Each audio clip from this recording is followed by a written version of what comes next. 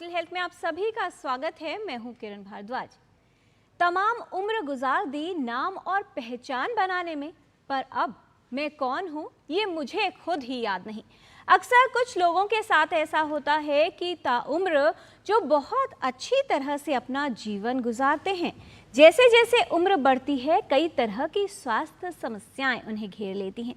उन्हीं में एक नाम है अल्जाइमर रोग का। इसका प्रभाव न सिर्फ व्यक्ति की याददाश्त यानी मेमोरी, बल्कि उसके पूरे व्यक्तित्व, यहाँ तक कि उसके जीवन पर भी होता है। आज विश्व अल्जाइमर रोग दिवस है। क्या है ये समस्या और किस तरह से इसकी संभावना को कम किया जा सकता है? साथ ही यदि किसी व्यक्ति को अल्जाइमर रोग हो जाए, ऐसे में उसका सही प्रबंधन कितना और क्यों आवश्यक है, ये जानेंगे विशेषज्ञों से। एक रिपोर्ट पर नजर डालकर समझ लेते हैं कि दरअसल हमारा मस्तिष्क किस तरह से कार्य करता है और उम्र के साथ कैसे बदलाव आते हैं मस्तिष्क में, और क्या होता है जब किसी व्यक्ति को अल्जाइमर रोग हो जाए।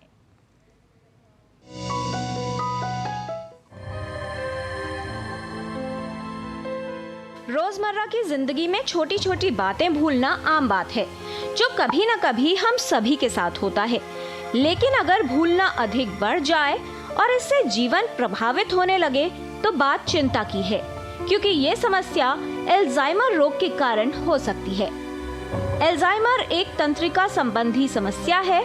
मस्तिष्क में न्यूरॉन्स होते हैं जो विद्युत और रासायनिक संकेतों के जरिए आपस में संचार करते हैं और शरीर द्वारा होने वाली क्रियाओं, सोच और याददाश्त को नियंत्रित रखते हैं। उम्र बढ़ने के साथ मस्तिष्क में प्लाक और टैंगल नामक पदार्थ एकत्रित होने लगते हैं, जो मस्तिष्क की कोशिकाओं के संदेश व संचार को बाधित करते हैं। अल्जाइमर रोगी में ये बदलाव तेजी से होते हैं, जो स्मृति को क्षति पहुंचाते हैं, व्यवहार और व्यक्तित्व में बदलाव का कारण बनते हैं। आमतौर पर यह समस्या समय के साथ बढ़ती है और स्थिति बिगड़ने लगती है। इसके कारण व्यक्ति को दैनिक कार्य करने में परेशानी होती है। याददाश्त में कमी, घर का रास्ता भूल जाना, परिवार के सदस्यों और दोस्तों को पहचानने में परेशानी, व्यवहार में बदलाव, बार बार मूड में बदलाव होना, चिड़चिड़ापन, सामान्य कार्य करने में परेशानी होना, जगह और समय का भ्रम होना, नई चीजों को जानने या सीखने में परेशानी, किसी से बात करने में समस्या, शब्दों को बोलने या लिखने में मुश्किल आना, सामाजिक और बौद्धिक कुशलता पर प्रभाव, साथ ही सामाजिक गतिविधियों व काम में भाग न ले पाना, ये सभी अल्जाइमर रोग के लक्षण हो सकते हैं। अगर आपके परिवार में किसी सदस्य की आयु 60 वर्ष से अधिक है और भूलना उनके लिए एक समस्या बन गई है, तो जरूरी है कि किसी विशेषज्ञ को दिखाया जाए और ये जाने कि कहीं ये समस्या अल्जाइमर रोग तो नहीं। किरण भारद्वाज, टोटल हेल्थ।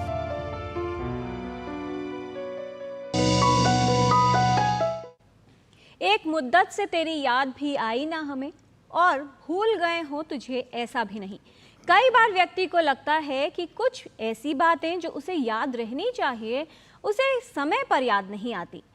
आमतौर पर यह हम सबके साथ होता है कि छोटी सी चाबी या चश्मा कहीं रखकर भूल जाएं, लेकिन जब समस्या इतनी बढ़ जाए जिससे जीवन प्रभावित होने लगे तो बात चिंता की है। कब भूलने को एक समस्या समझें और बढ़ती उम्र में इस पर ध्यान देने की आवश्यकता कितनी है, किस तरह से अल्जाइमर रोग की पहचान होती है और कैसे इसके खतरे को कम किया जा सकता है, जानते हैं विशेषज्ञों से। इस विषय पर बात करने के लिए हमारे साथ स्टूडियो में उपस्थित है विशेषज्ञों का खास पैनल। उनसे आपका परिचय करा दें। हमारे साथ हैं doctor Achal Srivastava, professor neurology, all India institute of medical sciences. आज के डिस्कशन में शामिल हैं doctor Debashish Chowdhury, professor and head department of neurology, GB Pant hospital and president Indian academy of neurology. आज के डिस्कशन में शामिल हैं डॉक्टर प्रसून चैटर्जी, आप एडिशनल प्रोफेसर हैं डिपार्टमेंट ऑफ जीरियाट्रिक्स से, साथ ही additional medical superintendent from national centre of ageing, all India institute of medical sciences. अपने सभी विशेषज्ञों का स्वागत करते हैं। भूलने की समस्या वैसे तो आम है, लेकिन जब ये एक रोग का संकेत हो तो विशेषज्ञ को दिखाना आवश्यक होता है। क्या है ये रोग और कैसे की जाती है इसकी पहचान, ये विशेषज्ञ आपको बताएंगे। इस विषय से संबंधित कोई प्रश्न अगर आप पूछना चाहते हैं या फिर कोई समस्या है जिसका समाधान लेना चाहते हैं तो आप हमारे इस नंबर पर कॉल कर सकते हैं। 011 दिल्ली का STD कोड है जो आपको लगाना है और 2 नंबर्स पर आप कॉल कर सकते हैं। पहला नंबर है 23387031 और 23097655। आप अपने प्रश्न ईमेल के माध्यम से भी हम तक पहुंचा सकते हैं। ईमेल एड्रेस है ddnewstotalhealth@gmail.com। आज है विश्व अल्जाइमर रोग दिवस, तो समझ लेते हैं कि समस्या क्या है और क्यों आवश्यक है कि इसे लेकर सतर्क रहें। सबसे पहले डॉक्टर प्रसून चैटर्जी, आपसे समझना चाहेंगे, एजिंग जिसको एक नॉर्मल प्रोसेस माना जाता है और आजकल जिस तरह की जीवन शैली है, हम में से बहुत से लोग, चाहे युवा भी हों, बहुत सारी बातें अक्सर भूल जाया करते हैं और जब ये भूलने की जो आदत है वो बढ़ती उम्र के साथ होती है तो उसे माना जाता है कि जैसे जैसे उम्र बढ़ रही है जो बदलाव हो रहे हैं ये एक सामान्य बात है। कब कोई व्यक्ति ये समझे कि ये सामान्य नहीं है और थोड़ी सी चिंता अवश्य होनी चाहिए? देखिए किरण जी, आपने जो आज का पहले तो मैं सबको बताऊँ आज का जो दिन है इसलिए क्योंकि 1906 में प्रोफेसर अल्जाइमर्स ने इसको पहली बार ढूंढे थे, वेरी यंग एज में, that time it was in 50। लेकिन जैसे आपने कहा उम्र के साथ साथ लोगों को लगता है कि थोड़ा थोड़ा भूलना, छोटे छोटे चीज़ मिस होना, नाम भूल जाना, ये सामान्य बात है। बट मैं एक चीज़ आपको बताऊँ कि कोई भी अमाउंट ऑफ आदमी भूलने लगे 60 के बाद, 70 के बाद, ऑफ कोर्स यंग एज में छोटा छोटा गाड़ी की चाबी की रख के भूल जाना वो स्लिप ऑफ माइंड होता है, उसमें हम पहले शायद रजिस्टर ठीक से नहीं किए इसलिए भूले। बट 60 के बाद, 65 के बाद, 70 के बाद जो चीज़ें आपको लग रहा है कि जो पहले आप 1 साल 2 साल पहले आराम से कर पाते थे उसको करने में दिक्कत हो रहा है, जो चीज़ आप पहले अच्छे से, सो बेसिकली इंडिविजुअल हिमसेल्फ और हरसेल्फ कैन फाइंड आउट कि उनको पहले जो चीज़ अच्छी तरह से वो कर सकते थे, जैसे इसमें हम बोलते हैं एग्जीक्यूटिव फंक्शन होता है, अटेंशन होता है, लैंग्वेज होता है, मेमोरी होता है, सोशल कॉग्निशन, कोई भी डोमेन में जो आप पहले अच्छा कर पाते थे अभी उस मामले में वो डिक्रीज़ हुआ है, तो आपको ज़रूर डॉक्टर से सलाह करना चाहिए। कोई भी छोटा अमाउंट ऑफ फॉरगेटफुलनेस को भी आप ये मत सोचिए it is age related changes. अभी का हमारा कंसेप्ट है ageing is not a very natural phenomenon, it's more of A disease. तो इन दैट केस हमने ऐसे भी पेशेंट देखे हैं जो 80 साल के ऊपर है, 90 साल के ऊपर है, इवन 100 साल के ऊपर है, their memory is as intact as who are comparatively young. इसमें हम और चर्चा करेंगे। तो पॉइंट यही है कि और जब आपका वो भूलना आपका दिनचर्या को अफेक्ट कर रहा है तब तो आप थोड़ा आगे चलेंगे। बट मोस्ट इम्पॉर्टेंट इज़ आप ये मत समझिएगा कि पहले से मैं भूलने लगा हूँ, ये एजिंग चेंजेस है, ना उनको समझना चाहिए ना घर वाले को समझना चाहिए।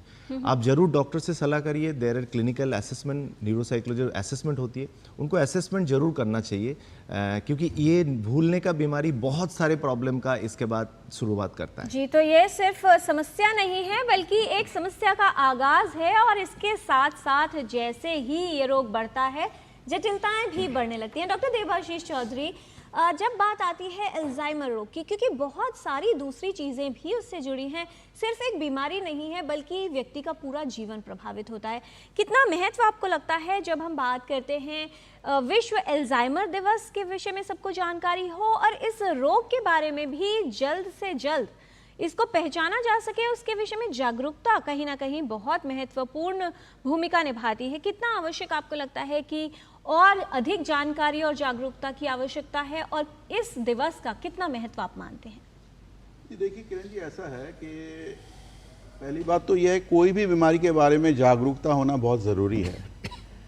ये डॉक्टर्स और हेल्थ केयर प्रोफेशनल्स में भी होना ज़रूरी है और आम आदमियों में भी होना ज़रूरी है, क्योंकि जागरूकता के बिना कोई भी डिजीज़ को, कोई भी रोग को हम ठीक से सामना नहीं कर पाएंगे जी।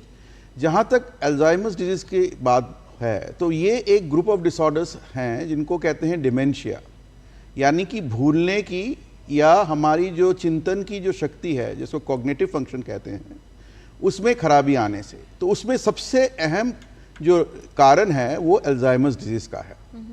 अब ये देखिए कि ओवरऑल पृथ्वी में generally the population is ageing, number of years of life are increasing. India में इंडिपेंडेंस के बाद हमारा लॉन्जिविटी बहुत कम था, अब बढ़ बढ़ के करीब करीब 74 साल हो गया एवरेज ईयर्स ऑफ लिविंग। तो उम्र जैसे से बढ़ रही है ब्रेन में चेंजेस आ रहे हैं और ब्रेन में जैसे डॉक्टर प्रसून ने बताया, ब्रेन में चेंजेस कुछ आते हैं जो कि मामूली से रहते हैं, लेकिन कुछ ऐसे चेंजेस आ सकते हैं, पैथोलॉजिकल चेंजेस, जो कि नॉर्मल नहीं हैं, जिसमें ये भूलने की समस्या तैयार हो सकती है। शोध कार्य में देखा गया है कि इंडिया में कुछ स्टडीज़ हुए हैं जिसमें बहुत वेरिएबल रीजन वाइज आया है कि कितना हमारा इस बीमारी का प्रकोप है, जिसमें 2 to 4%, 7-6% ऐसा आया है। अभी रिसेंटली एक पब्लिश हुई है स्टडी जिसमें देखा गया है कि 60 साल के ऊपर में जो व्यक्ति हैं उनमें करीब करीब ये 7% के आसपास, 7.4% ये बीमारी है। तो इसका मतलब कि काफ़ी संख्या में ये बीमारी के लक्षण दिखाई देते हैं। और इस बीमारी में एक स्पेक्ट्रम होता है, जैसे पहले स्तर में बहुत हल्का प्रॉब्लम आते हैं, कभी कभी इंसान भूल जा रहा है, रोज़मर्रा की ज़िंदगी उतना इफेक्ट नहीं कर रहा है, लेकिन यही जो सारे जो सिम्टम्स हैं ये धीरे धीरे बढ़ते रहते हैं और उसके रोज़मर्रा के जो ज़िंदगी है उसमें इफेक्ट करते हैं और तब ये डिजीज़ के रूप में प्रकट होता है। और ऐसी स्थिति ना हो उसके लिए बचाव भी किया जा सकता है, रोग के खतरे को कम भी किया जा सकता है। और ऐसा लगता है कि कहीं अल्जाइमर रोग हो रहा है तो आवश्यक है कि इसके विषय में जानकारी प्राप्त करें, एक विशेषज्ञ से परामर्श लें। फिलहाल एमपी से, मध्य प्रदेश से एक कॉलर हैं हमारे साथ फोन लाइन पर जिन्होंने कॉल किया है। स्वागत आपका टोटल हेल्थ में, सवाल पूछिए।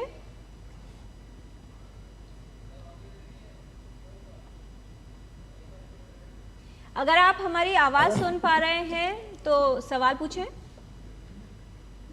सर, ये 70 से अधिक उम्र वालों में ये लक्षण कैसे पहचाने जाएं और क्या इनके उपचार हैं जिनसे अगर किसी को ये लक्षण पाए जाते हैं तो उसका निवारण क्या? जी डॉक्टर अचल श्रीवास्तव, एक पहली बात तो ये कि कौन सी उम्र से इस रोग के होने की संभावना हो सकती है, क्योंकि बहुत सारे लोग हैं जिन्हें ये लगता है कि सिर्फ वृद्धावस्था में होने वाला रोग है। और क्या सभी में भूलने का जो लक्षण है वो प्रारंभिक लक्षण होगा या उसके अलावा भी कुछ अन्य लक्षण व्यक्ति में आ सकते हैं? देखिए, बड़ा अच्छा सवाल किया उन्होंने। पहली बात तो ये बताना चाहूँगा मैं कि ज़्यादातर ये बीमारी 60 वर्ष के बाद होगी। ये बात सही है। अभी हमारे पूर्व वक्ता डॉक्टर देवाशीष सर ने बताया कि जैसे जैसे उम्र बढ़ती जाती है वैसे वैसे ज़्यादा संभावना हो जाती है। एक एस्टिमेट तो उन्होंने बताया करीब 7% लोगों में 60 वर्ष के बाद पाया जाता है। लेकिन अगर और ज़्यादा उम्र की बात करें, जैसे 90 वर्ष की उम्र की बात करें, तो उसमें करीब 40% लोगों में ये संभावना रहेगी कि किसी प्रकार का डिमेंशिया है उनको। तो एक तो ये बात है कि 60 वर्ष से अधिक उम्र होने पर संभावना बढ़ जाती है, ऐसा नहीं है कि उसके पहले नहीं हो सकता। दूसरा सवाल था कि क्या इसके लक्षण सिर्फ भूलने वाले ही हैं? नहीं, ऐसा नहीं है, सिर्फ भूलने वाले नहीं हैं। कई बार ये व्यवहारगत समस्या के रूप में भी सामने आते हैं कि अचानक से आपका व्यवहार बदल गया या फिर जो काम आप पहले बड़े उत्साह से करते थे उसमें आपको इंटरेस्ट खत्म हो गया, आपके अंदर जो एक मानवीय भावनाएं होती हैं वो समाप्त हो गई हैं। जैसे सिंपैथी की बात करें, एम्पैथी की बात करें, वो सब समाप्त हो गई हैं, एग्रेसिव हो गए हैं। तो इस तरह के व्यवहारगत समस्याएं भी आती हैं जिससे कि हम मतलब ये चिकित्सक समझेंगे कि उसमें जो है अल्जाइमर्स डिजीज़ की जांच की जानी चाहिए जी। तो ये दोनों प्रकार के लक्षण हैं, सिर्फ भूलने वाली बात नहीं है। राइट। डॉक्टर अचल श्रीवास्तव, थोड़ा सा विस्तार से बताएं कि जब सिर्फ अल्जाइमर रोग की बात होती है किस तरह से ये रोग उत्पन्न होता है, क्या इसका प्रभाव होता है, और जब डिमेंशिया एक टर्म है और उसमें एक कारण शायद बनता है अल्जाइमर रोग, दूसरे कारण भी हो सकते हैं जिसकी वजह से भूलने की आदत या इस तरह के लक्षण हो? देखिए, इसमें दो, जैसा मैंने बताया कि 2 तरह की समस्याएं आएंगी, एक तो व्यवहारगत समस्या और दूसरी जो है भूलने की समस्या। तो ये दिन पर दिन बढ़ती चली जाती है और आपकी रोजमर्रा की काम में दिक्कत आने लग जाती है। तो फिर हमें समझना पड़ता है कि किसी प्रकार का डिमेंशिया है आपको, और ज़्यादातर कारण उसका अल्जाइमर्स डिजीज़ ही होता है। तो उस हिसाब से उसकी जांच की जाती है और निष्कर्ष निकाला जाता है, एक कंक्लूजन ड्रा करते हैं कि हाँ, इनको अल्जाइमर्स डिजीज़ ही है। अब सवाल आता है कि अगर पता ही चल गया तो क्या करें। तो उसमें 2-3 प्रकार की बातें हैं। जो अर्ली स्टेट ऑफ डिजीज़ है, अर्ली स्टेट कहा जाए और मिडिल स्टेट कहा जाए, उन सब स्टेट्स में कुछ दवाएं काम करती हैं, कुछ कुछ केमिकल दवाएं हैं जैसे डोनापेजिल वगैरह, रिवास्टिक वगैरह, ये सब काम करती हैं। लेकिन अगर जब सीवियर स्टेट में मरीज पहुंच जाता है तो इन दवाओं का उपयोग करना और नहीं करना बात बराबर है, कुछ काम नहीं करती दवाएं। तो इसलिए अर्ली स्टेट में पहचानना जरूरी है और दवाएं यूज करना जरूरी है। बेहद महत्वपूर्ण संदेश है कि प्रारंभिक अवस्था में, अर्ली स्टेज में यदि इस रोग की पहचान हो पाए तो बेहतर तरीके से इसका प्रबंधन भी हो सकता है और जो व्यक्ति है यानी जो एल्जाइमर से प्रभावित व्यक्ति है उसके जीवन की गुणवत्ता अर्थात क्वालिटी ऑफ लाइफ को भी बरकरार रखा जा सकता है। किस तरह से की जाती हैं थेरेपीज और इलाज के क्या हैं विकल्प, ये जानेंगे विशेषज्ञों से। यहाँ पर रुकते हैं एक छोटे से ब्रेक के लिए। आप देखते रहिए डीडी न्यूज, हम जल्द हाजिर होते हैं। बढ़िया है, प्राकृतिक हल्दी, मिर्ची, धनिया नहीं, मिर्ची, धनिया, हल्दी, MDH। बेटियां घर की रौनक हैं।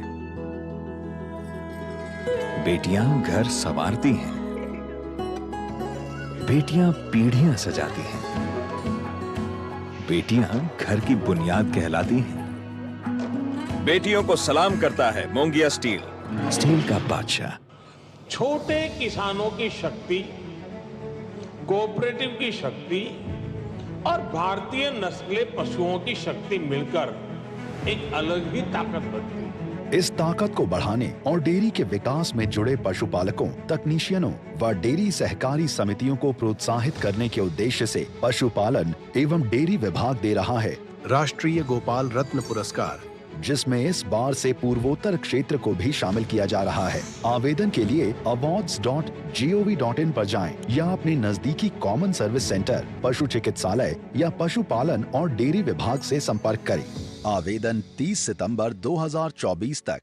Why go elsewhere when you can save up to ₹8,000 on your car insurance on Policy Bazaar? Can't believe it? You explain. जब पॉलिसी बाजार पर कार इंश्योरेंस पे 8,000 रुपए तक बचत सकते हैं तो कहीं और क्यों जाना है? पॉलिसी बाजार से कंपेयर करके कार इंश्योरेंस खरीदो और 8,000 रुपए तक बचाओ। बात जब पीढ़ियों के लिए बनने वाले घर की हो तो जिम्मेदारी बड़ी हो जाती है। गैलेंट समझता है ये जिम्मेदारी। अब डबल एम रिब्स के साथ गैलेंट एडवांस TMT रीबार, निर्माण का रियल हीरो। ब्रेक के बाद टोटल हेल्थ में आपका स्वागत है। आज हम बात कर रहे हैं अल्जाइमर रोग के बारे में और फिलहाल सिलीगुड़ी से विजय छत्री जी हैं फोन लाइन पर हमारे साथ। स्वागत आपका, सवाल पूछिए।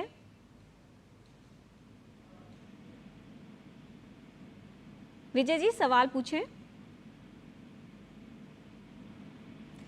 विजय जी अब तक हमारी आवाज़ पहुंच रही है तो सवाल पूछिए। शायद उनके साथ संपर्क नहीं है अब। डॉक्टर देबाशीष चौधरी, हमने ये तो जान लिया कि बहुत सारे ऐसे प्रकार हो सकते हैं या कारण हो सकते हैं जिनकी वजह से अल्जाइमर रोग होने की संभावना बढ़ जाती है। क्या सभी में अल्जाइमर रोग का एक ही प्रकार होगा या अलग अलग समस्या होगी जिसकी वजह से अलग तरह की जटिलताएं हर अलग व्यक्ति में देखी जाती है? नहीं, ये बहुत ही अहम प्रश्न है। देखिए, पहला ये समझना है कि ब्रेन का जो ये खराबी आ रही है इसके दो मुख्य प्रकार हैं। एक कहते हैं हम डीजेनरेटिव, एक कहते हैं नॉन डीजेनरेटिव। डीजेनरेटिव मतलब कोई बिना कोई स्पेसिफिक कारण से, जहाँ पर कोई स्ट्रक्चरल कारण नहीं है, कोई स्ट्रोक नहीं है, कोई ट्यूमर नहीं है, कोई आघात नहीं लगा, फिर भी धीरे धीरे ब्रेन के न्यूरॉन्स खराब हो रहे हैं। उसके कारण है, अभी हमें मालूम है कि अल्जाइमर्स डिजीज़ के लिए वहाँ पर एमाइलॉइड प्लाक्स जमा हो जाते हैं और धीरे धीरे न्यूरॉन में खराबी आती है।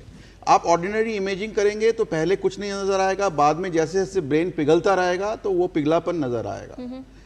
अब इसीलिए ये डिपेंड करता है कि ब्रेन के कौन से हिस्से में ये जो चेंजेस आ रहे हैं, ये जो परिवर्तन आ रहे हैं, वो कौन से हिस्से में आ रहे हैं। अल्जाइमर में वैरायटी हो सकता है। कुछ मरीजों को तो हमारा कुछ है, हम जो कहते हैं कॉग्निटिव डोमेन्स, हमारे करीब करीब 6-7 कॉग्निटिव डोमेन्स हैं जिसमें सबसे इंपॉर्टेंट अटेंशन है। जो हम एक, जैसे हम आपसे बात कर रहे हैं तो हम अटेंटिव हैं। एक है कॉम्प्रीहेंशन, मतलब समझने वाली, आप जो हमें कह रहे हैं हम वो समझ पा रहे हैं। थर्ड है मेमोरी, हमें आप जो बोल रहे हैं उसको हम याद रख पा रहे हैं।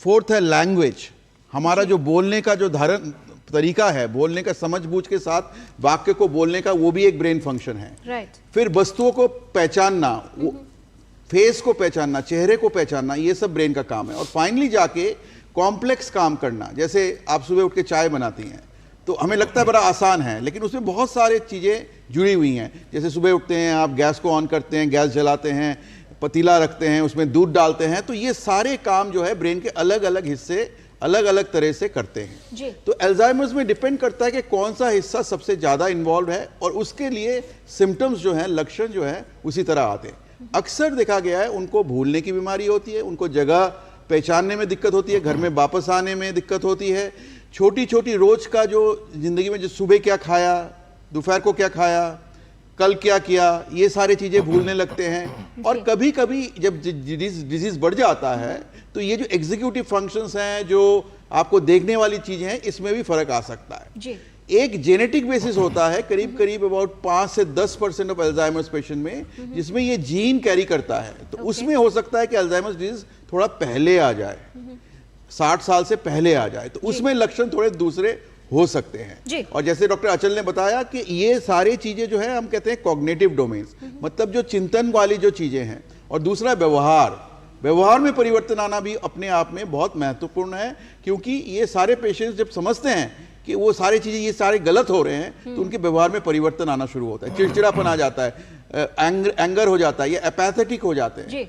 तो ये सारी चीजें आ सकती हैं। तो एक तरह की समस्या है, लेकिन जटिलताएं कई प्रकार की हो सकती हैं और प्रभाव कई तरह से हो सकता है। फिर से विजय जी हमारे साथ हैं सिलीगुड़ी से, उनका सवाल जान लेते हैं। विजय जी बहुत स्वागत, सवाल पूछिए, क्या जानना चाहते हैं आप?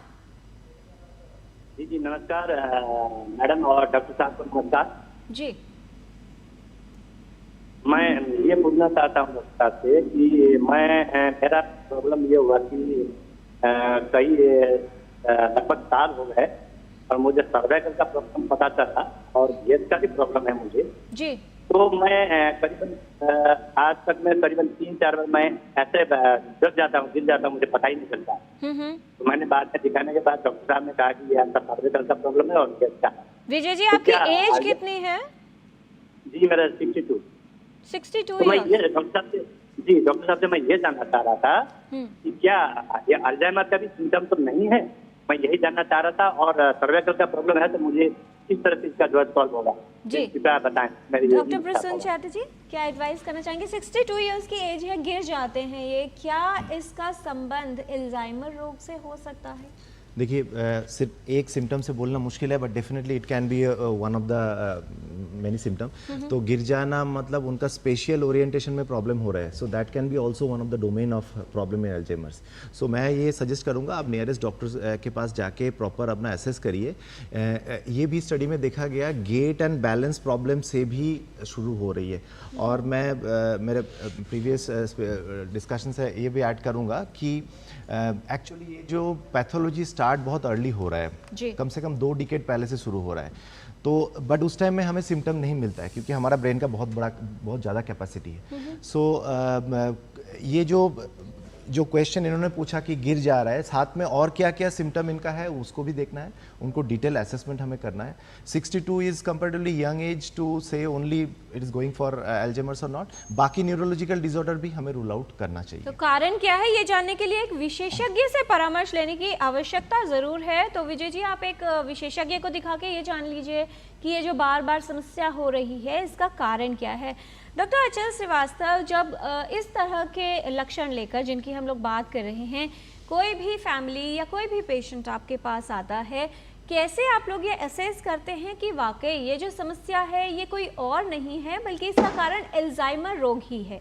क्या कोई विशेष प्रकार की जांच की जाती है या क्लिनिकल असेसमेंट करके ही ये निश्चित किया जाता है? जी देखिए, इसमें सबसे पहली बात तो यह है कि इसका निश्चित रूप से क्लिनिकल फीचर्स हैं, यानी कि जो आप हिस्ट्री बताते हैं उससे हमें लीड मिलता है कि हाँ ये डिमेंशिया की समस्या है। उसके बाद कुछ लीड और मिल जाता है कि हाँ ये अल्जाइमर्स हो सकता है। और ये भी बात सही है कि चूंकि कॉमनेस्ट कारण है तो कॉमनेस्ट कारण के हिसाब से भी सबसे पहले वही सोचा जाता है। एक तो ये बात हो गई। दूसरी बात ये है कि हमें अल्जाइमर्स डिजीज़ के अलावा तुरंत ये भी सोचना चाहिए कि कोई अन्य समस्याएं हैं जो लगता है कि शायद अल्जाइमर्स हैं और अल्जाइमर्स नहीं है। उसमें सबसे प्रमुख है डिप्रेशन। तो डिप्रेशन वाले आदमी से आप मिलेंगे, बातचीत करेंगे तो जो मैंने जैसे फीचर बताया, एंगर होना, एम्पैथी समाप्त हो जाना, सिंपैथी की भावनाएं समाप्त हो जाना, तो ऐसी चीज़ें जो डिप्रेशन के आदमी उनमें भी ये सब मिलता है। तो ये सब जरूरी है कि आप उसको हिस्ट्री लेके समझ पाएँ, एग्जामिनेशन करके समझ पाएँ, और कुछ नहीं है। दूसरी चीज़, जो हमारा उद्देश्य होता है कि अल्जाइमर्स डिजीज़ तो डिजेनरेटिव समस्या है, लेकिन ऐसी कोई समस्या तो नहीं जिसको हम आसानी से ट्रीट कर सकते हैं जी। तो आसानी से ट्रीट कर सकने वाली समस्याओं में है एक खास करके विटामिन है B12, जिसकी डिफिशियंसी होने पे हमें मेमोरी में इम्पेयरमेंट होगा। थायराइड की समस्या, ये दो प्रमुख समस्याएं हैं जिन्हें हमें निश्चित रूप से चेक करना चाहिए कि ये बीच में है तो नहीं। और कई बार ऐसा होता है कि अल्जाइमर्स डिजीज़ तो है ही, साथ में इसके अलावा ये भी समस्या है। तो इसीलिए जो है थायराइड को और B12 को जरूर है कि चेक किया जाए जी। फिर उसके बाद हम एक CT स्कैन द्वारा जांच करते हैं कि कहीं ब्रेन के अंदर कोई ट्यूमर तो नहीं है, अब ये या कोई सबड्यूरल हेमेटोमा तो नहीं है, कोई इंजरी मार्क्स तो नहीं है, बहुत सारे इन्फार्क्ट्स तो नहीं बने हुए ब्रेन में, तो ये सब चीज़ें चेक की जाती हैं। इसके अलावा अगर अर्ली स्टेट में आया है, थोड़ा कन्फ्यूजन चल रहा है, तो विशेष प्रकार के स्कैन किए जाते हैं जिससे हमें ये क्लू मिलता है कि अल्जाइमर्स डिजीज़ ही हो सकता है। राइट। और जब एक बार ये तय हो जाए कि रोग अल्जाइमर है, तो इसका प्रबंधन, जिसके लिए कई विकल्प उपलब्ध हैं और किस तरह का विकल्प उपयोग किया जाएगा, ये विशेषज्ञ ही निर्धारित करते हैं। इस पर और जानकारी लेंगे विशेषज्ञों से इस छोटे से ब्रेक के बाद। आप देखते रहिए DD न्यूज़। सारी छुर्रियां भर देती हैं, दीवार हमवार कर देती हैं, तो पुट्टी भर ले, हाँ पुट्टी भर ले। वंडर वॉल पुट्टी दे एक परफेक्ट फिनिश। अब छोलिया हो या लोबिया, सफेद चने या काले चने, सब कुछ मजेदार बने। बात जब पीढ़ियों के लिए बनने वाले घर की हो तो जिम्मेदारी बड़ी हो जाती है। गैलेंट समझता है ये जिम्मेदारी। अब MM रिब्स के साथ गैलेंट एडवांस TMT रीबार, निर्माण का real hero. Let yourself flow with the turn of each tide. Salty winds, you sweeten your ride. Maharashtra, Maharashtra is the hit. Maharashtra tourism.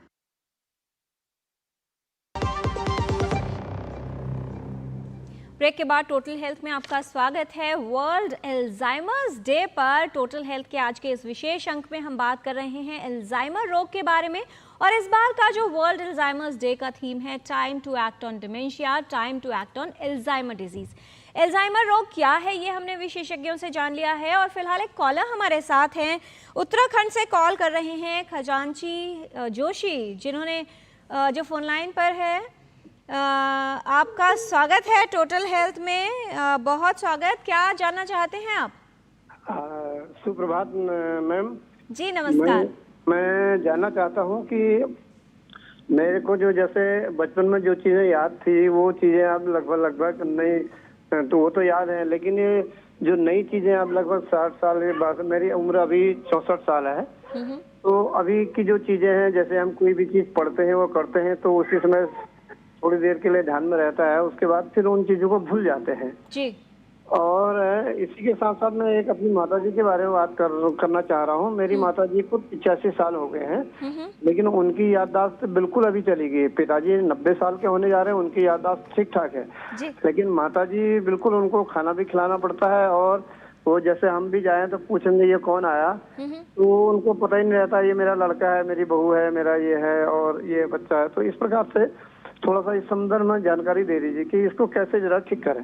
जी, खजान जोशी जी के 2 सवाल हैं। पहला सवाल डॉक्टर देवाशीष चौधरी की, जो पहले बातें पढ़ी हुई थी उसको भूलने लगे हैं, क्या ये सामान्य माने? और जो इन्होंने एग्जाम्पल दिया है अपने मदर का और फादर का कि एक की एज अधिक है लेकिन उनकी मेमोरी इंटैक्ट है, किस तरह से ये प्रभावित करती है एजिंग हमारी मेमोरी को?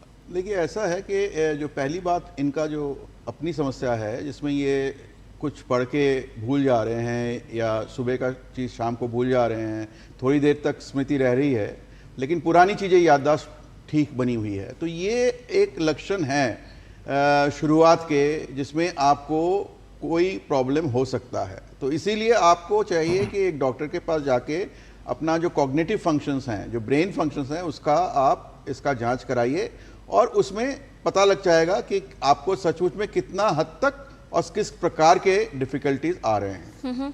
तो ये तो लक्षण हो सकते हैं। और अक्सर देखा गया है कि अल्जाइमर्स डिजीज पेशेंट्स में जो रिमोट मेमोरी है, जो पीछे वाली मेमोरी है, वो इंटैक्ट रहती है। Now coming to the point of mother, माँ की बात जब करते हैं तो ये शोध कार्य में देखा गया है कि अल्जाइमर्स डिजीज ज़्यादातर महिलाओं में हो रही है और ज़्यादातर उनमें हो रही है जिनका एजुकेशन लेवल लो रहता है। तो ये दोनों कारण ही आपको ये महिला में होने का ये कारण इंपॉर्टेंट ये होता है कि महिलाएं अक्सर मर्द से ज़्यादा उम्र जीती हैं, उनका एजिंग ज़्यादा रहता है, और सेकेंडली उनका एजुकेशन लेवल एटलीस्ट हमारे कंट्री में उनसे मेल से कम रहता है। तो इसीलिए हमारे जो डाटा है, इंडियन जो डाटा है, उसमें महिलाओं में ज़्यादा अल्जाइमर्स पाया जाता है। तो ये एक इंपॉर्टेंट ठीक है, लेकिन वेरिएशन हो सकता है। जैसे पिताजी का मेमोरी ठीक है, माताजी का आया है, ये हम अक्सर देखते हैं हमारे मरीजों के, ये फैमिली में किसी को हुआ है, किसी को नहीं हुआ है, ज़्यादा एज ठीक है, कम एज कम है। तो इसमें आपको देखिए, अभी तो जो लग रहा है आपका माताजी का काफ़ी एडवांस्ड है, तो अभी तो उनकी सेवा कीजिए और उनका सहायता कीजिए जितना तक हो सके। इस स्टेज में मेरे ख्याल से बहुत ज़्यादा दवाई की आवश्यकता नहीं है, लेकिन फिर भी एक विशेषज्ञ से कंसल्ट कर लेना बेहतर होगा। जी, और ये भी पता कर लेना आवश्यक है कि वाकई में जो समस्या हो रही है वो अल्जाइमर रोग की वजह से ही है या कारण कुछ और है। डॉक्टर प्रसून चैटर्जी, आपसे अब यहाँ पर ये समझ लें कि जैसा इनका सवाल था खजान जी का कि जब एजिंग हो रही है किसी पर प्रभाव होता है, किसी की मेमोरी इंटैक्ट है, क्या कोई ऐसे कारक हैं? एक कारण हमने जान लिया है कि यदि मस्तिष्क का बहुत अधिक इस्तेमाल नहीं किया जाता, यानी जो लोग पढ़ाई लिखाई नहीं करते, कहीं ना कहीं उनकी मेमोरी पर, मस्तिष्क पर प्रभाव होता है। इसके अलावा कौन से दूसरे फैक्टर्स बताना चाहेंगे जिसकी वजह से ये जो अल्जाइमर की समस्या है अब काफ़ी हद तक बढ़ रही है, और न सिर्फ बढ़ रही है, कम आयु के लोगों में भी इसकी शुरुआत होने लगी है, जैसा आपने कहा? नहीं, खजान जी के तो मैं दो चीज़ बोलूँगा। मुझे तो काफ़ी हद तक लग रहा है कि खजान जी को भी वही डिमेंशिया सिंड्रोम में ही आ रहा है। मम्मी को बहुत एडवांस स्टेज में है, जैसे सर ने कहा। उनका देखिए classically activity of daily living effect हो रहा है। मम्मी को खिलाना पड़ता है, बाथरूम ले जाना पड़ता है, so that is classical of dementia. और क्योंकि वो भी मम्मी का जीन कैरी कर रहे हैं तो उनका प्रोबेबिलिटी बहुत ज़्यादा है। I would suggest both of them, आप दोनों आइए एम्स में। हमारा नेशनल सेंटर बनी है सीनियर सिटीजन के लिए, एक 200 बेडेड अस्पताल। वहाँ पे हर बुधवार को हमारा 2 से 4 बजे मेमोरी क्लिनिक होती है। उसके लिए पहले से कोई रजिस्ट्रेशन नहीं चाहिए, आप आइए, हम आपका स्क्रीन करेंगे, असेस करेंगे, और even in advance stage also थोड़ा बिहेवियरल इशू को भी हम थोड़ा मॉडिफाई कर सकते हैं। इसमें मैं और भी एक चीज़ ऐड करूँगा, दवाई के साथ साथ हमने भी एम्स से स्टडी किया, दुनिया भर में इसमें शोध हुआ है कि नॉन फार्माकोलॉजिकल इंटरवेंशन, जिसमें हम छोटा छोटा चीज़ उनको समझाते हैं। एक तो कंप्यूटर बेस्ड ट्रेनिंग एम्स में कराते हैं, बाकी आप घर में भी आपको कुछ कुछ फिजिकल ट्रेनिंग सिखाया जाता है इस न्यूरोसाइकोलॉजिस्ट द्वारा। खान पान में भी कुछ कुछ हम मॉडिफाई कर सकते हैं। गट के साथ ब्रेन का एक्सिस प्रूव हुआ है, तो आपका खान पान के साथ काफ़ी हद तक रिलेशन है, उसमें भी हमने स्टडी किया है। और साथ में एक्सरसाइज, कुछ कुछ चीज़ें आपका चलना फिरना ये सब करते रहना है। गेट एंड बैलेंस प्रॉब्लम भी, जैसे पुराना कॉलर ने पूछा था मैं गिर रहा था, तो मे भी उनका बैलेंस प्रॉब्लम से स्टार्ट हुआ है। एडवांस स्टेज में तो बैलेंस प्रॉब्लम होगी। तो एक तो दोनों को हम कहेंगे जरूर आप आइए। और मैं एक चीज़ यहाँ पे ऐड करना चाहूँगा आंचल सर के साथ कि इसका असेसमेंट में न्यूरोसाइकोलॉजिस्ट का एक बड़ा सा रोल होता है, जिसमें डोमेन वाइज हम पूरा असेस करते हैं। एक सबसे शुरुआती जो बोलते हैं उसे बोलते हैं सब्जेक्टिव कॉग्निटिव डिक्लाइन, जिसमें लोगों को लगता है भूल रहे हैं, लेकिन क्विक स्क्रीनिंग जो हम करते हैं MMSE, उसमें कुछ पता नहीं चलता। लेकिन उनको हम जब डिटेल असेस करते हैं, हम एम्स में करते हैं ACE-3 बोल के एक प्रोटोकॉल, उसमें हम डोमेन वाइज उनको स्क्रीन कर सकते हैं। डोमेन वाइज स्क्रीन करने का फायदा ये, जो हमारे सर लोग भी बोल रहे थे कि 6 डोमेन में हम डिमेंशिया को देख, कोई भी डोमेन में प्रॉब्लम है तो उस डोमेन को हम टारगेटेड अप्रोच कर सकते हैं। तो उसमें बेसिकली मैं जो ये बात मैसेज ये देना चाहता हूँ कि दवाई के साथ साथ नॉन फार्माकोलॉजिकल इंटरवेंशन का बहुत ज़्यादा रोल होता है। लास्ट पॉइंट मैं ऐड करूंगा, जो आपने कहा, बहुत सारे प्रिवेंटेबल रिस्क फैक्टर है जो जन्म से शुरू होता है। इवन बच्चे जब माँ के कोख में होता है तब से शुरू होता है। सो स्ट्रेस एक बड़ा फैक्टर है। आज के ज़माने में हम स्ट्रेस की बात कर रहे हैं, हर स्ट्रेस हमारा मिलियंस ऑफ सेल को डिस्ट्रॉय कर रहा है। तो स्ट्रेस एक है। एजुकेशन के बारे में सर ने कहा, आप स्मोकर हो कि नहीं, अल्कोहलिक हो कि नहीं, आपका लाइफ में डिप्रेशन है कि नहीं, एक कान में कम सुनाई देना जो हम बहुत काफ़ी हद तक नज़रअंदाज करते हैं, वो भी एक रिस्क फैक्टर है। आपका चलने का स्पीड कितना है, फिजिकल एक्टिविटी आप कितना करते हो, ये ये सारे कुछ फैक्टर इसमें डिपेंड करता है। और जो 90 ईयर्स के इनके पापा जी जो ठीक है, इनको हम सुपर एजर कहते हैं। देखिए उन्हीं के घर में उनके पापा, तो उनका पर्सनालिटी, एजुकेशन और ब्रेन को जिंदगी भर हम कितना ज्यादा यूटिलाइज कर रहे हैं, इसके ऊपर भी डिपेंड कर रहा है कि हमें डिमेंशिया होगी कि नहीं होगी। जी, बहुत सारे कारक हैं और उनमें से कई कारक, महत्वपूर्ण कारक ऐसे हैं जिनसे बचाव भी कर सकते हैं और जिनको नियंत्रित भी रख सकते हैं, जिससे अल्जाइमर रोग की संभावना को कम किया जा सके।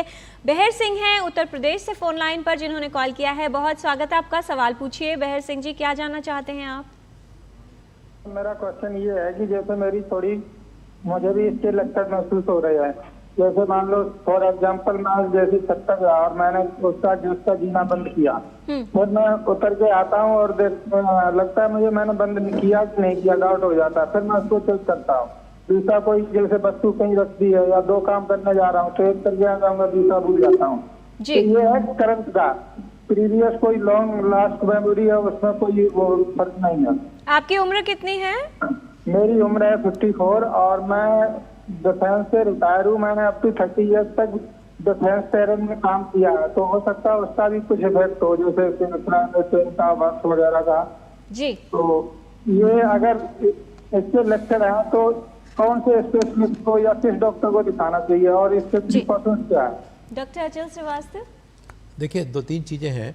इनका कहना है कि रिपीटेटिव रूप से बार बार चेक करने जाते हैं कि बंद किया नहीं किया, तो ये आरंभिक समस्या होती है। इनकी उम्र कुछ ज़्यादा कम है, अभी 52-53 वर्ष या 54 वर्ष ऐसा कुछ बता रहे थे।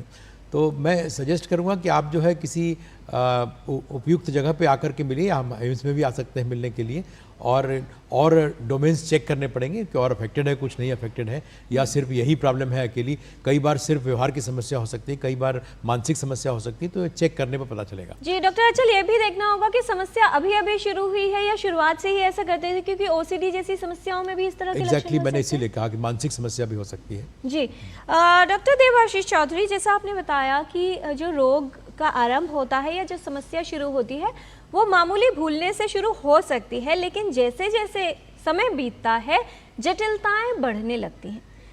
ऐसे में सारी जटिलताओं को देखते हुए केयर गिविंग या जो देखभाल कर रहे हैं परिवार के सदस्य, उनके लिए कितना चैलेंजिंग रहता है कि इस पूरी स्थिति को समझा जाए, क्योंकि बहुत सारे ऐसे लोग हैं जिस सिर्फ एक समस्या के बारे में सुनना और उसको वास्तविक रूप में देखना और उसके साथ डील करना 2 अलग अलग चीज़ें होती हैं। कितना चैलेंजिंग रहता है और कितनी सपोर्ट की आवश्यकता होती है अगर परिवार में और घर के वातावरण की बात की जाए?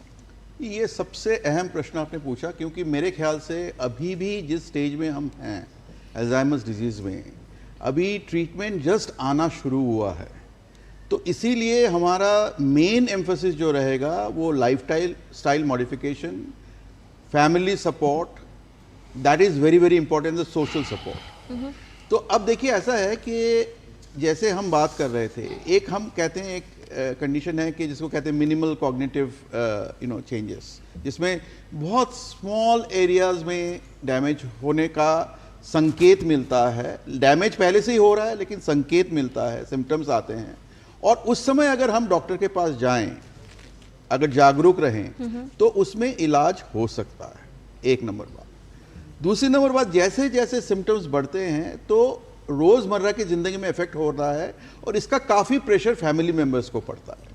फैमिली मेम्बर्स परेशान हो जाते हैं कि अरे ये ऐसे व्यवहार कर रहे हैं, पहले तो ऐसे नहीं थे, पहले बहुत अच्छे थे, अब बात में गुस्सा कर रहे हैं, बात में पहले बहुत पूजा करते थे, अब पूजा छोड़ के घर में बैठे रहते हैं, बात नहीं करते। तो इनसे उनका जीवन भी प्रभावित होता है, मरीज का सिर्फ नहीं, जो घर के लोग हैं उनका भी। तो इसीलिए इसको समझना, इसके लिए काउंसलिंग लेना और इसको कैसे हम जूझ पाएंगे, उसके लिए बहुत सारे हॉस्पिटल्स में क्लिनिक्स बैठते हैं, उसमें लोगों को बताया जाता है कि कैसे इसका हम देखभाल कर सकते हैं। तीसरी चीज ये है कि इस बीमारी को मानना। अक्सर क्या होता है कि जब बुजुर्ग हो जाते हैं घर में लोग, तो हम कहते हैं कि हमारे में कहावत है कि अरे बुढ़ा हो गया, सटिया गया है जी। लेकिन ये जो मानना कि नहीं ये एक बीमारी है और इस बीमारी को हमें समझना है और इसके रोकथाम के लिए प्रयत्न करना है। और जैसे डॉक्टर अचल ने बताया, इस बीमारी के अंदर भी छुपे हुए बहुत सारे कारण ऐसे हो सकते हैं अल्जाइमर्स के साथ साथ जो कि ट्रीटेबल है, जो कि आप इलाज करें तो अल्जाइमर्स का प्रकोप भी कम हो जाएगा, भूलने वाली चीजें भी कम हो जाएंगी। जैसे विटामिन B12 डिफिशिएंसी बहुत कॉमन है इंडिया में, ठीक है ना, तो विटामिन B12 सप्लीमेंटेशन दे रहे हैं तो उसका अल्जाइमर्स भी बेहतर हो रहा है। तो इसीलिए बेसिकली आपको ये सारे चीज में जागरूकता, समझबूझ और हौसला बनाए रखना ये जरूरी है। और हमारे यहाँ पर अभी धीरे धीरे प्रयत्न किया जा रहा है। बाहर के देशों में तो ऐसे सेंटर्स बने हुए हैं, जैसे एजिंग सेंटर्स बने हुए हैं। हमारे देश में अभी इसकी कमी है, लेकिन धीरे धीरे प्रयत्न किया जा रहा है कि ऐसे सेंटर्स बनाया जाए जहाँ पर ये लोग जा सकते हैं। जैसे इन्होंने कहा, डॉक्टर चैटर्जी जी ने कहा कि बहुत सारे नॉन फार्माकोलॉजिकल इंटरवेंशंस भी कर सकते हैं, उनको ट्रेनिंग दी जा सकती है, तो इससे जीवन बेहतर हो सकता है। जी, तो बहुत आवश्यक है कि समस्या को समझें और उसका कारण क्या है या समस्या की गंभीरता कैसी है उसे देखकर ही विशेषज्ञ के परामर्श अनुसार ही उसका सही उपचार करवाया जाए। टोटल हेल्थ में आज हम बात कर रहे हैं अल्जाइमर रोग के बारे में। ये जानकारी जारी रहेगी इस छोटे से ब्रेक के बाद। बढ़िया है, शुद्ध है। प्राकृतिक हल्दी, मिर्ची, धनिया। नहीं, मिर्ची, धनिया, हल्दी, MDH। बात जब पीढ़ियों के लिए बनने वाले घर की हो तो जिम्मेदारी बड़ी हो जाती है। गैलेंट समझता है ये जिम्मेदारी। अब MM रिब्स के साथ गैलेंट एडवांस TMT रीबार, निर्माण का रियल हीरो। क्लेम में कोई प्रॉब्लम तो नहीं होगी ना? Don't worry sir, car repair से लेकर क्लेम सेटलमेंट तक पॉलिसी बाजार हमेशा आपके साथ होता है। पॉलिसी बाजार पे कार इंश्योरेंस कंपेयर करके 8,000 रुपए तक बचाओ। बेटियां घर की रौनक हैं। बेटियां घर संवारती हैं। बेटियां पीढ़ियां सजाती हैं। बेटियां घर की बुनियाद कहलाती हैं। बेटियों को सलाम करता है मोंगिया स्टील, स्टील का बादशाह।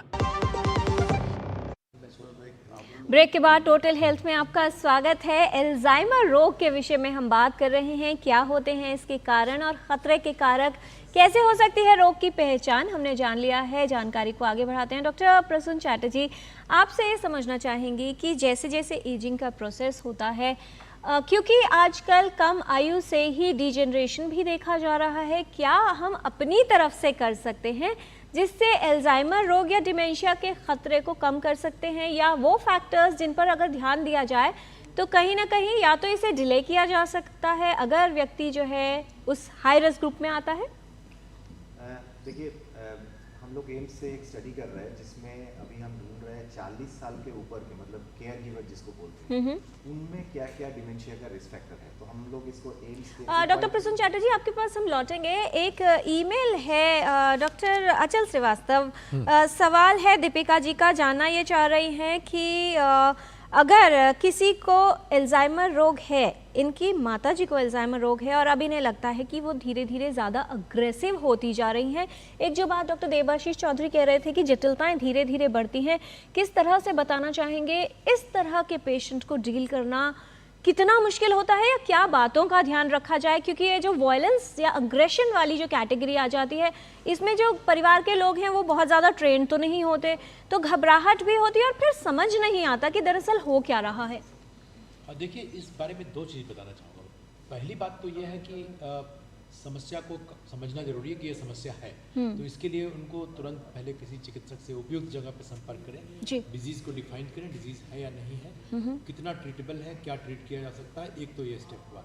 दूसरी बात ये कि मान लीजिए कि ये प्रूव हो जाता है कि इनको अल्जाइमर डिजीज है या कोई टाइप ऑफ डिमेंशिया है, तो उसमें केयर गिवर का रोल काफ़ी बढ़ जाता है। तो केयर गिवर के रोल के रूप में पहली बात केयर गिवर को समझना है क्या बीमारी है हमारे मरीज में। दूसरी बात आती है कि उसमें अगर बिहेवियर वाली समस्या चल रही है, बार बार में इरिटेबल हो रहे हैं, तो उसमें आपको बहुत उनकी बात को नज़रअंदाज कहूँगा मैं, बल्कि ये कहना चाहिए कि उस पर नाराज़ नहीं हो। एक सवाल को बार बार पूछते हो तो आप उस सवाल को उसी तरह अटेंड करिए जैसे पहली बार पूछा है अभी, है ना। ये नहीं कि तीसरी बार क्यों पूछ रहे हो, ये नहीं। आप उस सवाल को उसी तरह अटेंड करिए जैसे पहली बार पूछ रहे हैं वो। और दूसरी बात कि जो कहते हैं उसको उनके हिसाब से उस तरह को मैनेज करते जाइए। ये आप खुद ना उसमें इरिटेट हो, जो भी पूछते हैं उसका जवाब देते रहिए, पहली बार की तरह जवाब दीजिए। जो समस्याएं हैं उनकी जो हो सकता है उनको समय दीजिए बात बोलने का, खुद उन पर हावी ना हो, उनको समय दीजिए बात करने। जी, क्योंकि पेशेंट को डील कर रहे हैं तो उसके लिए पेशेंस की बहुत आवश्यकता है। धैर्य रखें और उनको सुनते रहें। डॉक्टर प्रसून चैटर्जी, आप जो बात बता रहे थे कि एक तो वो कारक जो हमारी मेमोरी को कहीं ना कहीं इम्पैक्ट कर सकते हैं। और दूसरी बात, बहुत सारे लोगों को ये लगता है कि अगर किसी को ये रोग हो गया है यानी उसका जीवन समाप्त हो गया या अब जीवन में आगे कुछ नहीं कर सकता। आप काफ़ी सारे एज रिलेटेड पेशेंट्स को डील करते हैं, एजिंग पॉपुलेशन को देखते हैं, किस तरह के बदलाव आप देखते हैं और क्या स्कोप अल्जाइमर के रोगियों में फिलहाल देखा जा सकता है? देखिए, कभी भी it's not the end of the story. मैं आपको बता रहा हूँ, we see even advance stage, जो अभी कॉलर ने फ़ोन किया था जी, जब पेशेंट बहुत एग्रेसिव हुए तब भी हम उनको बिहेवियर को कंट्रोल कर सकते हैं by giving some antipsychotics, behavioural modification और घर का एम्बियंस। जो बात वही कंटिन्यूएशन में रखता हूँ मैं, केयर गिवर स्ट्रेस भी एक बहुत इंपॉर्टेंट है। हम आज चर्चा में ये भी रखें कि केयर गिवर को भी स्ट्रेस होती है, केयर गिवर को भी डिप्रेशन होती है। We have seen patient with care giver साइकोसिस ऑल्सो, क्योंकि आपको रखना पड़ेगा, इसलिए केयर गिवर भी बीच बीच में चेंज होना चाहिए। बेटा का भी केयर कर रहा है, कभी बेटी केयर कर रहे हैं, तो मिलके इसको करना है। दूसरा बात है जो शुरुआती में इवन पहले तो बात है, अगर हम अर्ली स्टेज में डायग्नोसिस करते हैं तो वी हैव मेनी ऑप्शंस, जैसे सब लोग ने हम लोग डिस्कस यही कर रहा है, both pharmacological as well as non pharmacological. लेकिन एडवांस स्टेज में भी ऐसा नहीं है कि कुछ नहीं कर सकते। आप जरूर डॉक्टर से मिलिए, डॉक्टर साहब के पास आसपास जाइए और उनसे आप ट्रीटमेंट सीख करिए कि ये बिहेवियरल इशू है, हम क्या करेंगे, है ना। उसको हमें मैनेजमेंट देना है पेशेंट को, क्योंकि डिमेंशिया कोई ऐसा बीमारी नहीं है कि आज हुआ कल हार्ट अटैक होकर मर गए। इनका लाइफ एक्सपेक्टेंसी 5 से 10 साल तो होता ही है, उससे भी ज़्यादा भी हो सकता है। तो हमें हर स्टेज में इलाज है, उस इलाज में क्योरेबल ना हो लेकिन कंट्रोल तो हम जरूर कर सकते हैं। रही बात यंग एज की, जो मैं बात कर रहा था जी, आपको यंग एज से ही सोचना है कि मैं अपना ब्रेन का कैपेसिटी कैसे बढ़ाऊं। इसे बोलते हैं कॉग्निटिव रिजर्व। इसका मतलब है पानी की टंकी में कितना पानी हम रख सकते हैं, ताकि बाद में जब पानी का सप्लाई कम हो जाए तब भी हम सरवाइव कर सकते हैं। तो स्टोर रखना है। तो ब्रेन का स्टोरेज कैपेसिटी, कॉग्निटिव कैपेसिटी हम कैसे बढ़ा सकते हैं, इसका तरीका बहुत सारे हैं। उसमें से क्विक जो चीज़ें हैं उसमें है पढ़ते रहना है जिंदगी भर। Life long learning should be the first thing, चाहे आप 60 प्लस हो, 70 प्लस हो, 40 प्लस हो या 30 प्लस हो, जिससे हम बोल रहे हैं एजुकेशन के साथ संबंध है। फिजिकल एक्टिविटी जो आजकल का दिनचर्या में खत्म ही होने जा रहा है धीरे धीरे, फिजिकल एक्टिविटी के साथ डायरेक्ट रिलेशन है। जो फिजिकल एक्टिविटी करते हैं, जो नहीं करते उनको भूलने का बीमारी होने का चांस बहुत ज्यादा है। तो specially those who are in 40s and 50s, उनका लाइफ में अभी से ये करना है। ब्रेन को एक्टिवेट रखना है, खान पान सही करिए। फास्ट फूड के साथ डायरेक्ट रिश्ता है डिमेंशिया होने का। So fast and process food जिसमें आजकल के बच्चे लोगों का बहुत ज़्यादा रुचि है, तो इसमें आप सोचिए अल्कोहलिज्म, स्मोकिंग, जिसमें पहले भी मैंने चर्चा किया है, इसके साथ और कोई भी वस्कुलर डिजीज लाइक किसी को प्रेशर है, शुगर है, हार्ट प्रॉब्लम है, उसको आप सही तरह से इलाज करिए, वो भी एक रिस्क फैक्टर होते जा रहे हैं। उसके साथ साथ आपको डिप्रेशन एक रिस्क फैक्टर है जो हमने चर्चा किया। सोशल आइसोलेशन एक पॉइंट हमें समझना है। हम माँ बाप को, दादा दादी को घर के कोने में बैठा के रखते हैं, काम नहीं करिए, सारे कुछ चीज़ें आपका अगेंस्ट में जा रहा है। आप देखिए, सो सोशली आइसोलेटेड लोगों को उनका पीयर ग्रुप सपोर्ट करे, उनका पेरेंट्स चिल्ड्रन सपोर्ट करे, उनका पड़ोसी सपोर्ट करे, बट उन्हें हमें सपोर्ट करना है। कोई भी सीनियर सिटीजन सोशली अपने आप को आइसोलेट कर रहा है, वो मानसिक तनाव उनका हो रहा है, तो हमें उनको प्रोएक्टिवली जाके सपोर्ट करना चाहिए, क्योंकि ये भी भूलने का एक बीमारी का रिस्क फैक्टर है जी। तो ये सारे चीज को हमें थ्रू आउट लाइफ, और happiness is the key. Sleep के साथ भी रिश्ता है, तो एडिक्वेट स्लीप होना भी जरूरी है। सो बहुत सारे फैक्टर हमने इसमें आते हैं, और वो फैक्टर्स उनमें से काफी कुछ ऐसा है जो हमारे हाथ में है, अर्थात उसको कैसे नियंत्रित करना है ये हम पर निर्भर करता है। फिलहाल अतुल भारद्वाज हैं फोन लाइन पर हमारे साथ। बहुत स्वागत आपका अतुल जी, सवाल पूछिए। धन्यवाद किरण जी। मेरा आपके एक्सपर्ट से एक क्वेश्चन है जी, कि अगर जो है if a patient is suffering from ADHD, एक ADHD का पेशेंट है, I think your expert might be knowing about ADHD, जो कि जीन म्यूटेशन से होता है। तो can ADHD develop into Alzheimer? क्या ADHD से पीड़ित अगर कोई बच्चा या पेशेंट हो, क्या उसमें अल्जाइमर हो सकते हैं? And what is the role of genetics and gene mutation and Alzheimer? Right, दो महत्वपूर्ण सवाल हैं इनके। डॉक्टर देवाशीष क्या कहना चाहेंगे? पहला जो ADHD है ये अक्सर बच्चों में देखा जाता है, बच्चों में होता है, तो this is a problem which is in the domain of psychology and psychiatry. And बच्चा हाइपर एक्टिव होता है, अटेंशन डेफिसिट होता है, लेकिन आगे जाके उसको अल्जाइमर्स हो ऐसा कोई ज़रूरी नहीं है। और वो अल्जाइमर्स डिजीज एक कम्प्लीटली डिफरेंट पैथोलॉजी से होता है, उसका संदर्भ दूसरा होता है, और वो अक्सर देखा गया कि over a period of time होता है।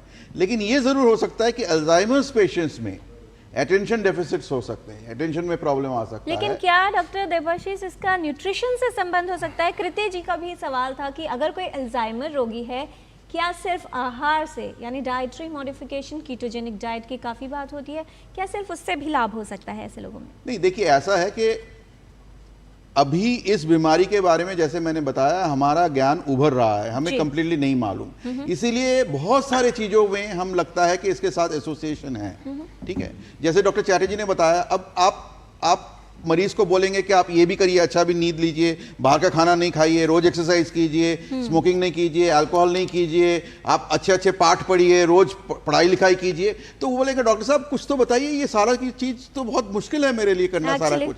तो इसीलिए ऐसा है कि ये हमें समझना है कि ये एक बीमारी है जिसके बारे में हमारी जो अभी पहचान है वो धीरे धीरे बढ़ रही है और हम बेसिक पैथोलॉजी में जस्ट पहुंच पाए हैं, अब आगे काम करना है। लेकिन ये जरूरी है, 2-3 बहुत इंपॉर्टेंट चीज है। जो लोग परेशान क्यों होते हैं, मेरे इतने सारे मरीज में मैंने देखा है कि एक तो जैसे व्यवहार में परिवर्तन, जैसे इन्होंने बताया कि मम्मी बहुत गुस्सा कर रही हैं, बहुत ज्यादा रेज रिएक्शंस आ रहे हैं, एक इसमें केयर गिवर परेशान हो जाते हैं। और दूसरा होता है हम कहते हैं डिसइनहिबिशन, मतलब मरीज जैसे जैसे बच्चा बड़ा होता है, ब्रेन के उसके माइलिन बनता है, तो एक प्रोसेस आती है, उसको कहते हैं हम कि इनहिबिशन, मतलब जो सोशल एप्रोप्रिएट एक्टिविटी है वो बढ़ता है। जैसे बच्चा मुंह में चीजें ले लेती है, तो इसीलिए ये डिसइनहिबिशन के कारण क्या होता है, अल्जाइमर्स डिजीज पेशेंट में काफी सारे ऐसे व्यवहार आते हैं, जैसे कपड़े उतार देते हैं, व्यवहार में बहुत परिवर्तन आ जाता है। तो ये बहुत मतलब परेशान करता है जिनके उनके जो केयर गिवर्स हैं, उनके लिए ये बहुत इंपॉर्टेंट है। और इसीलिए न सिर्फ विशेषज्ञ से परामर्श बल्कि काउंसलिंग का भी इसमें विशेष महत्व है कि अगर परिवार में कोई अल्जाइमर से ग्रस्त व्यक्ति है, उसकी देखभाल कैसे करनी है और उसके साथ डील कैसे करना है। टोटल हेल्थ में अल्जाइमर रोग के विषय में ये जानकारी का सिलसिला जारी रखेंगे एक छोटे से ब्रेक के बाद। आप देखते रहिए total health.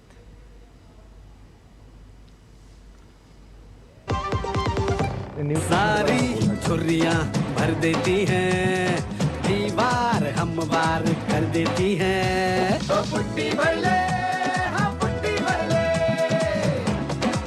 Wonder wall putty दे एक परफेक्ट फिनिश। आपके घर के खाने में रेस्टोरेंट जैसा स्वाद ले आए MDH का शाही पनीर मसाला। पनीर को क्या मस्त बना डाला।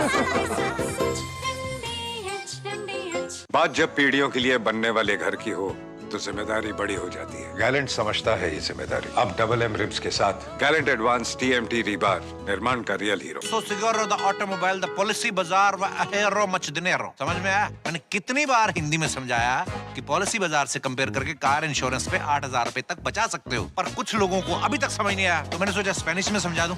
Adios amigos.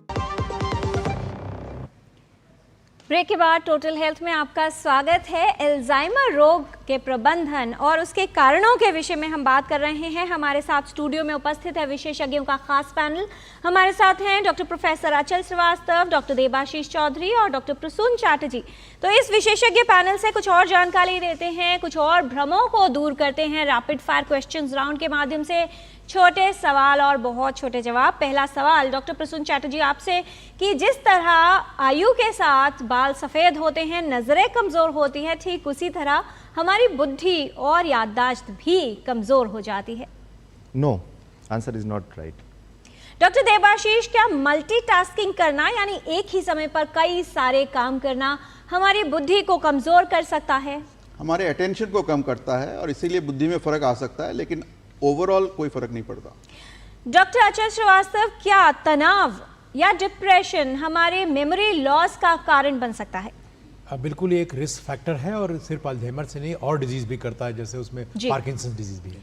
Doctor Prasun Chatterjee, क्या फॉरगेटफुलनेस यानी बार बार चीजें भूल जाना, याददाश्त की कमी एक प्राइमरी यानी प्रारंभिक लक्षण है जो हर अल्जाइमर के रोगी में देखा जाता है? ये प्रारंभिक लक्षण है, लेकिन हर अल्जाइमर्स रोगी में ना भी देखा जा सकता है। किसी को लैंग्वेज प्रॉब्लम, किसी को सोशल कॉग्निशन, किसी को एग्जीक्यूटिव फंक्शन से भी शुरू हो सकता है, जो हम पूरा डिस्कस किए इसमें। डॉक्टर देबाशीष, क्या हर भूलने की आदत अल्जाइमर रोग है? जी नहीं, भूलने के बहुत सारे कारण हैं, उसमें मुख्य कारण अल्जाइमर्स है। डॉक्टर अचल श्रीवास्तव, अल्जाइमर रोगी की याददाश्त अचानक चली जाती है और उसे फिर कुछ याद नहीं रहता, क्या ये सही है? नहीं, इस तरह का नहीं है। अचानक से जाने वाले कारण वैस्कुलर डिजीज होते हैं, जिसको हम स्ट्रोक के रूप में जानते हैं। वैस्कुलर कारण अचानक होता है, इसमें स्लो प्रोग्रेसिव डिजीज है, धीरे धीरे बढ़ता है। जी डॉक्टर प्रसून, क्या आर्टिफिशियल स्वीटनर्स कारण बन सकते हैं अल्जाइमर रोग होने का? इसमें स्टडी हो रहा है, बट काफ़ी हद तक इसके साथ रिलेशन है। न्यूट्रिएंट सेंसिंग पाथवे भी एक कारण निकल रहा है, उसमें वो आर्टिफिशियल स्वीटनर उसमें भी उसको भी स्टिमुलेट कर सकते हैं। तो बेहतर है sweet in any form you avoid. Right. Doctor Debashish, क्या एल्यूमिनियम के बर्तनों में खाना पकाना या एल्यूमिनियम के किसी कैन में कोई ड्रिंक पीना, इससे अल्जाइमर की संभावना बढ़ सकती है?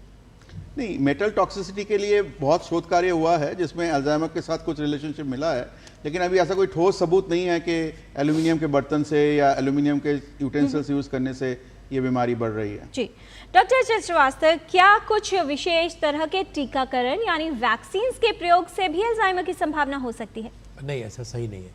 जी डॉक्टर प्रसून चैटर्जी, क्या आहार से इसका कुछ संबंध है, यानी आहार में बदलाव से अल्जाइमर रोगी को कुछ लाभ हो सकता है? जरूर, इसमें स्टडी हुआ है। मेडिटेरेनियन डाइट हम बोलते हैं, इसमें उसमें होता है कि प्रोटीन ज़्यादा होता है, कार्बोहाइड्रेट कम होता है, सी फिश को प्रमोट करते हैं, थोड़ा सा रेड वाइन को उसमें जो मेडिटेरेनियन डाइट जो यूरोपियन कंट्री आस मेडिटेरेनियन एरिया के लोग करते हैं। इंडियन डाइट में भी कुछ कुछ प्रोटेक्शन है, जिसमें इंडियन डाइट में हल्दी, हम लोग भी यहाँ पे सरसों का तेल भी इफेक्टिव है, बट वर्जिन ऑयल जो होता है, ऑलिव ऑयल, उसको ज़्यादा बेहतर माना जाता है। But alcohol in any form you avoid, that is better.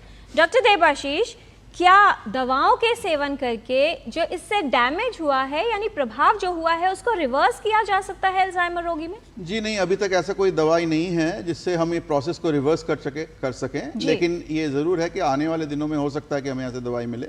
अभी जो है इस प्रोसेस को स्लो कर सकते हैं। जी डॉक्टर अचल श्रीवास्तव, यदि मेडिकेशन से डैमेज रिवर्स नहीं हो सकता तो फिर जल्द से जल्द इलाज शुरू कराने का क्या लाभ है?